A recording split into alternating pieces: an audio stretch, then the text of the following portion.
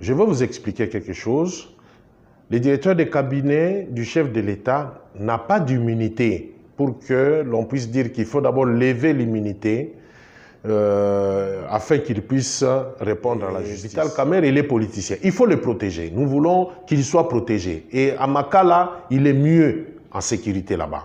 Il est mieux en sécurité. Ça nous rassure qu'il n'y aura pas d'infiltration du côté de sa nourriture, du côté des visites indésirables. Donc, je ne soutiens pas la justice, mais seulement je trouve que c'est dans son intérêt et c'est dans notre intérêt de garder M. Kamerhe dans des conditions qui fera que nous ne puissions pas le perdre. Premièrement, en état de détention, il n'y aura pas de fuite des documents, il n'y aura pas apparition des autres documents, donc le dossier restera intact.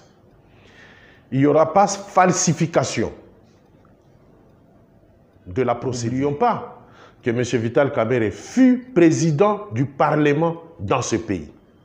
De ce rang-là, il est allé comme directeur de cabinet. On doit se poser des questions. Il y a aussi quelque part, je pense que c'est ces dossiers de 100 jours qu'il voulait, alors qu'il y avait le gouvernement Tchibala qui était là, les ministres étaient en place, il pouvait les laisser gérer. Mais il a préféré lui gérer. Et nous avons vu toute la machine montée par les directeurs de cabinet pour que lui seul puisse ordonner les paiements. Le chef de l'État, je ne crois pas que le chef de l'État peut se faire suyer jusqu'à ce niveau-là. Le chef de l'État n'y est pas. Il en était question, il pouvait bloquer la machine. Mais comme il nous a promis un état de droit, il nous a dit dans ses émissions antérieures, même à la radio, à la télévision, il l'a dit à maintes reprises que si vous détournez les biens du peuple congolais, vous irez en justice. C'est vrai, tu vas en prison. Enfin, c'est pas moi qui vais même t'arrêter pour la justice. L'État au Bissot-Tozoko. C'est pour ça que je dis Bissot-Tozoko, ça t'est parce qu'on va instaurer l'État de droit, dans lequel il y aura une justice indépendante. Donc ça veut dire que même Ngayo Nazolobo, ceux qui n'a déconné, cette justice s'en prendra. Comment je vais faire maintenant pour l'arrêter? Puisque c'est moi qui aurais instauré ce. Oui, la justice. Le chef de l'État n'est pas la justice. Il n'est pas le procureur. Donc qu'on laisse le chef de l'État tranquille. Il y a bien des gens qui réfléchissent, qui montent des machines pour paniquer la population. Moi, ce que je peux dire à la population congolaise, d'être calme. Le chef de l'État a sa personnalité, nous le connaissons, nous connaissons ses idées dès le départ et nous n'accusons pas aussi le directeur de cabinet d'avoir détourné, mais seulement laissons la justice faire son travail.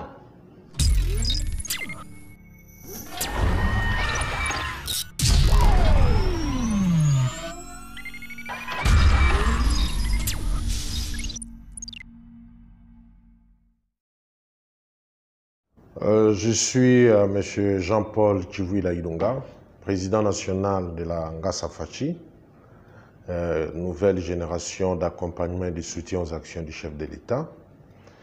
Par rapport à votre souci ou encore votre question sur la détention du directeur de cabinet du chef de l'État, M. Vital Kamerhe, nous, comme société civile, nous avons été parmi les plaignants.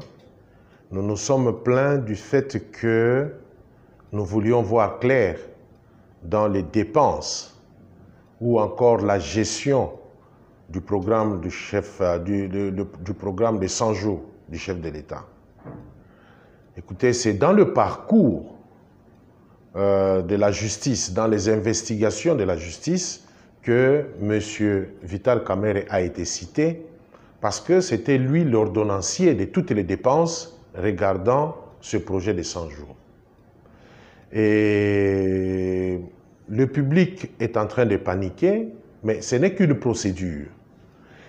Il y a présomption d'innocence, il n'est pas encore condamné, mais seulement les gens se posent la question, s'il n'est pas condamné, pourquoi il est en détention?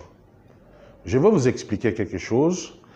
Le directeur de cabinet du chef de l'État n'a pas d'immunité pour que l'on puisse dire qu'il faut d'abord lever l'immunité afin qu'il puisse répondre à la justice.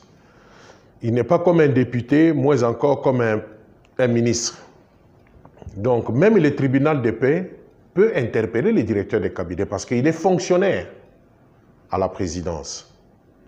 Et je ne dis pas que c'est un poste de moindre, non, c'est un poste important, mais seulement, à tout moment, la justice aimerait avoir de la lumière ou des éclaircissements, il devra répondre parce qu'il n'a pas d'immunité à lever auprès de M. Vital Kamerhe. Il serait en détention, moi je ne peux pas rentrer dans le pourquoi, mais seulement en tant qu'analyste, nous avons trouvé que sa détention était à titre préventif d'abord. Pourquoi? Parce que la procédure qui a été engagée engage beaucoup d'éléments et aussi beaucoup de personnalités sont impliquées. Je ne sais lesquelles, mais seulement je sais que la gestion des 100 jours ce n'est pas seulement M. Vital Kamerhe qui a géré, ça a été géré par plusieurs têtes, même dans les provinces. Mais maintenant, l'ordonnancier, qui est M. Vital Kamerhe, qui autorisait les paiements, lui connaît à qui il a payé et pourquoi est-ce que la personne, jusqu'à ce jour, ne lui a pas donné un feedback qui pourrait répondre aux raisons pour lesquelles il a fait ce paiement. Et pour éviter qu'il y ait des fuites, nous avons estimé que la justice a sa procédure, que nous ne pouvons en aucun cas être contre. Nous seulement, nous soutenons du fait que, premièrement, en état de détention, il n'y aura pas de fuite des documents, il n'y aura pas apparition des autres documents, donc le dossier restera intact. Il n'y aura pas falsification de la procédure. Et aussi, et surtout, il y va aussi de la sécurité du directeur de cabinet que nous ne pouvons pas perdre parce que c'est une autorité, c'est quand même un politicien de taille dans ce pays. Nous ne pouvons pas accepter qu'il soit dans des conditions à risque.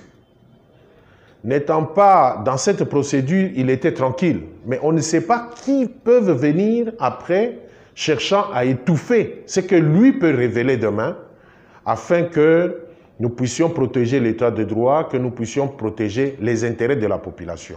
Savez-vous, je voudrais épingler aussi quelque chose de très important. L'argent qui a été géré par M. Kamerhe n'est pas l'argent de l'État, c'est l'argent de nous contribuables, c'est l'argent de nous Congolais. Et nous avons donné mandat à eux. Nous avons donné mandat au chef de l'État. Nous avons donné, à travers le chef de l'État, lui aussi a eu le mandat comme directeur de cabinet pour qu'il puisse gérer cette étape de 100 jours. Mais alors, il faudrait que lui nous rende compte, parce que c'est notre argent, c'est nous les Congolais qui devons savoir pourquoi tel travaux ou tel autre n'a pas marché. Et ne voyez pas seulement Kinshasa. Les 100 jours concernaient la République démocratique du Congo. Les provinces se plaignent. Nous voulons voir clair. Et c'est lui la source. Que la population laisse les directeurs de cabinet, ensemble avec la justice, nous éclairer et nous aider à ce que s'il y a eu détournement, que nous puissions récupérer cet argent qui appartient à nous, les minables Congolais. Nous voulons simplement que l'état de droit, que la meilleure gestion qui a été promise par le chef de l'État, ensemble, dans le cash, parce que nous ne devons pas oublier que le cash est venu et cash a pris le pouvoir. Et aujourd'hui, nous ne pouvons pas perdre cash dans la gestion du pays. Et quand nous parlons de cash, nous voyons les deux grandes personnalités. Nous voyons le chef de l'État, d'abord, et ensuite nous voyons son allié, le directeur de cabinet Vital Kamerhe. Et nous voulons qu'ils puissent continuer à travailler encore longtemps ensemble, mais seulement que M. Vital Kamerhe continue à coopérer avec la justice afin que lumière soit faite pour l'intérêt de ce pays. Ce que nous pouvons appeler acharnement. Pourquoi on cherche les chefs de l'État alors que le chef de l'État, c'est lui le magistrat suprême dans ce pays. Donc, le chef de l'État, je ne le vois pas être impliqué dans la gestion. Pourquoi? Parce qu'il avait donné mandat à son directeur de gestion, à son directeur de cabinet de gérer. Mais alors, s'il parle de l'acharnement, moi je ne pense pas. Pourquoi? Parce que regardez la hauteur de l'alliance cash que nous avons accueillie à Nairobi. J'étais président de la Fédération des Congolais de l'étranger à Nairobi. Nous avons accueilli Cash quand personne n'y croyait encore. Et Cash aujourd'hui est devenu une plateforme ou encore une coalition qui gère la nation. Mais dites-vous qu'on se poserait la question, Vital Kamerhe, selon la Convention, devait être Premier ministre. Pourquoi est-ce que si les réalités politiques ont fait qu'il ne puisse pas être Premier ministre, il pouvait être vice-premier ministre? N'oublions pas que M. Vital Kamerhe fut président du Parlement dans ce pays. De ce rang-là, il est allé comme directeur de cabinet. On doit se poser des questions. Il y a aussi quelque part, je pense que c'est ces dossiers de 100 jours qu'il voulait, alors qu'il y avait le gouvernement Tshibala qui était là, les ministres étaient en place, il pouvait les laisser gérer. Mais il a préféré lui gérer. Et nous avons vu toute la machine montée par les directeurs de cabinet pour que lui seul puisse ordonner les paiements. Et c'était lui l'ordonnant. Je ne vois en quoi les politiciens que moi, à un certain moment, je me pose la question, nous voulons peut-être d'une chose et son contraire. Je sais que les politiciens ne se sont pas plaints, c'est nous, la société civile, qui nous sommes plaints, par rapport à ces dossiers-là. Et nous voulons simplement que la justice fasse son travail. Le chef de l'État, je ne crois pas que le chef de l'État peut se faire souiller jusqu'à ce niveau-là. Le chef de l'État n'y est pas. Il en était question, il pouvait bloquer la machine. Mais comme il nous a promis un état de droit, il nous a dit dans ses émissions antérieures, même à la radio, à la télévision, il l'a dit à maintes reprises que si vous détournez les biens du peuple congolais, vous irez en justice. Et ce n'est pas lui la justice. Le chef de l'État n'est pas la justice. Il n'est pas le procureur. Donc, qu'on laisse le chef de l'État tranquille. Il y a bien des gens qui réfléchissent, qui montent des machines pour paniquer la population. Moi, ce que je peux dire à la population congolaise, d'être calme. Le chef de l'État a sa personnalité. Nous le connaissons. Nous connaissons ses idées dès le départ. Et nous n'accusons pas aussi le directeur de cabinet d'avoir détourné, mais seulement laissons la justice faire son travail. Je ne suis pas membre de l'UDPS. J'aurais difficile à me prononcer là-dessus, mais seulement je me dirais que l'UDPS, c'est un grand parti, mais n'oublions pas que c'est un parti de masse. Donc, dans ce pays, nous n'avons qu'un seul parti de masse. L'UDPS, c'est un état d'esprit. Même ceux qui n'ont jamais été membres de l'UDPS se sont réveillés grâce à l'UDPS. Et l'UDPS se retrouve un parti, pour moi, je trouve que ce parti est très infiltré par des personnes téléguidées qui, pour eux, l'intérêt serait de fragiliser l'UDPS. Mais ils se disent peut-être qu'en fragilisant l'UDPS, ils vont fragiliser les chefs de l'État. Non.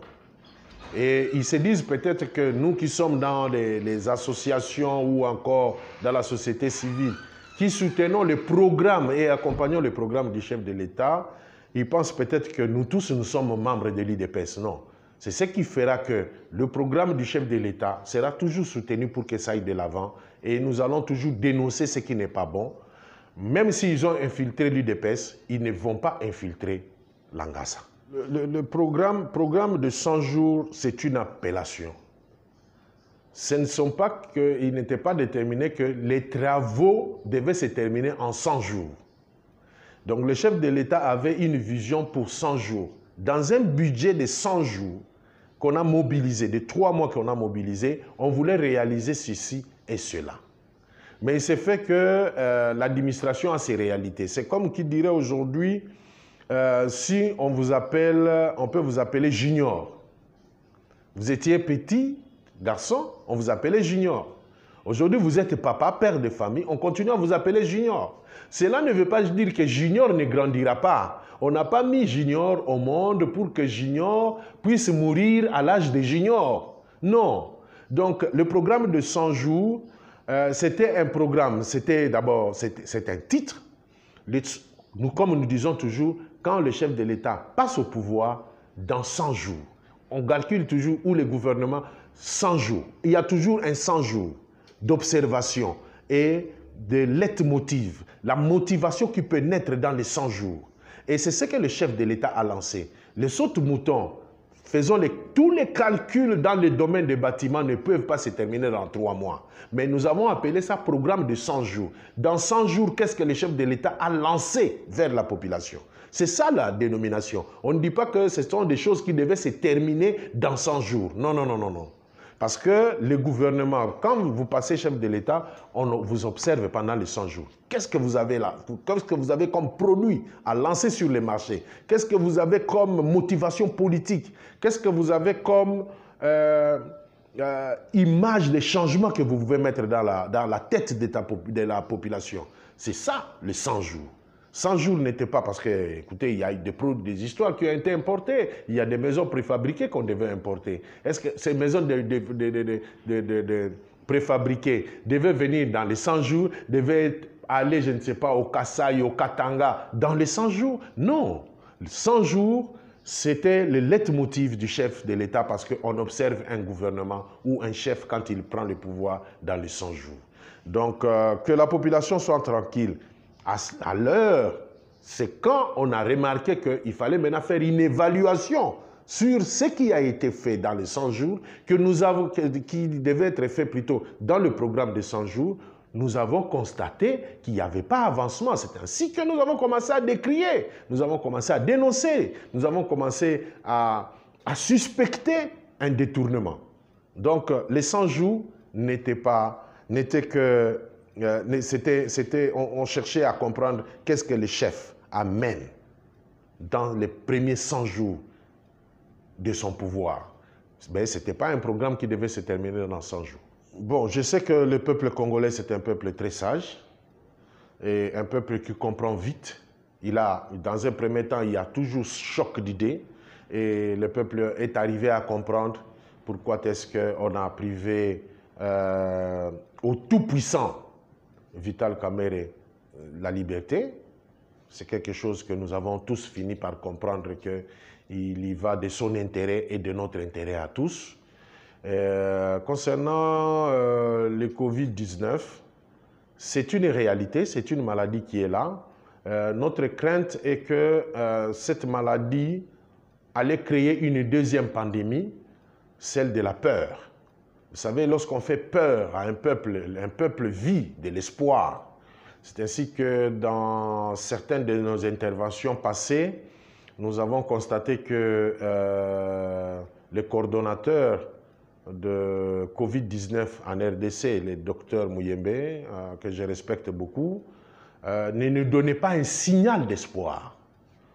Juste après notre interpellation, nous avons compris qu'il est passé maintenant au signal qui donnait aussi de l'espoir. Nous, comme société civile très active, comme nous sommes sur terrain et accompagnant le programme du chef de l'État, à travers la République, nous avons été sur terrain pour faire des actions avec nos moyens des bords. Nous avons fait ce que nous avons fait. Nous avons réclamé que, auprès du gouvernement, nous avons réclamé que les factures d'électricité et de l'eau ne soient pas payées par la population parce que le chef de l'État nous a appelés au confinement. Et le confinement n'est pas une mauvaise chose. Le confinement, c'est-à-dire, yo vanda na kwena, yo nga pena vanda na kwena, nga to s'observer. Total, est-ce que yo zana malade ou bien nga na zana maladie? To se contaminer te. Na ya kopesa bana maladie te. Na ya kopesa bandeko maladie te. Parce que on a kopesa maladie, peut-être ya kozwa moya ko se soigner te. Nga na ko se faire soigner. C'est ainsi qu'on nous a invités tous au confinement. Et ça a réussi. le gouvernement a répondu favorablement à notre requête, celle de ne pas payer l'eau et l'électricité pendant 2 mois. C'est magnifique pour nous. Nous avons également demandé à ce que les bailleurs, c'est-à-dire les gens chez qui nous louons les maisons, si l'État, pour nous les petits minables congolais, si l'État pouvait intervenir pour que nos bailleurs ne puissent pas trop nous bousculer en cette période de confinement. Nous ne travaillons pas, nous n'avons pas de rentrée. C'est ainsi que nous avons plaidé et cela a rencontré l'attention du gouverneur de la ville de Kinshasa qui a fait appel aux bailleurs. Et nos bailleurs, j'ai compris qu'ils sont aussi très solidaires avec nous les petits citoyens locataires. Ils ont essayé de mettre de l'eau dans leur vin et vous sentez que le climat est apaisé. Nous sommes en train de suivre avec beaucoup d'attention la courbe de montée comme de descente, hein, la croissance comme la décroissance de coronavirus. Nous pensons que si tout évolue dans ce sens-là, les chefs de l'État pourront lever l'état d'urgence. Parce que dans l'état d'urgence, vous savez, il y a beaucoup de choses, il y a beaucoup d'enjeux. Seulement, je dois reconnaître à nos institutions qui gèrent la monnaie. Nous avons senti qu'il y a une stabilité. On craignait la chute libre de notre monnaie, mais c'est stable. Ça, c'est une très bonne chose. Et que j'inviterai tous les Congolais à faire très attention. C'est une maladie qui est réelle. C'est une maladie qui vient aussi des mains sales. Nous devons régulièrement laver les mains. Nous devons régulièrement aussi faire très attention avec nos habits que nous avons portés dans la journée. Ne pas remettre demain le même habit sans l'avoir lavé. Prendre soin de repasser aussi nos habits. Vous savez, la maladie des mains sales, c'est une maladie que en Afrique, nous connaissons très bien la maladie des mains sales.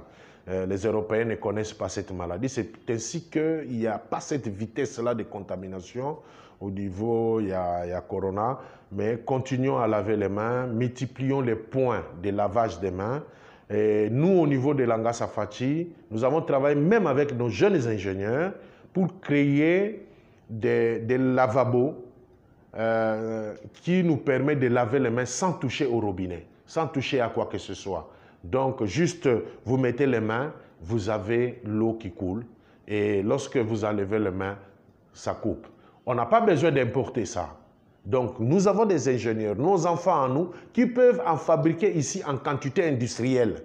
Nous avons seulement besoin peut-être du gouvernement, nous avons besoin des opérateurs économiques qui sont dans FEC, des opérateurs économiques qui ont les moyens. Et ce sont des choses que nous pouvons fabriquer ici sans rien importer. Tout se trouve ici localement. Nous pouvons en multiplier comme nous voulons.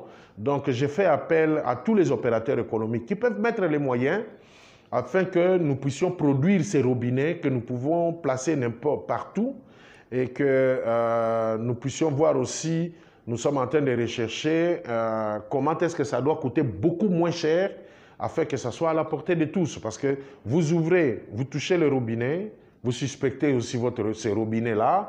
À la fin, vous devez fermer ce robinet. Donc, vous restez dans le suspense. Donc, c'est une avancée technologique que nous avons essayé de découvrir parce que pour nous, Langasa Fati, nous pensons que toutes les capacités sont en RDC. Nous pensons que notre jeunesse est en mesure et à la hauteur de travailler, ils sont à la hauteur de travailler comme dans d'autres pays, même comme en Europe, parce qu'ils ont la technologie. Mais nous ne les utilisons pas pour qu'ils puissent s'exprimer dans ce qu'ils connaissent. Voilà.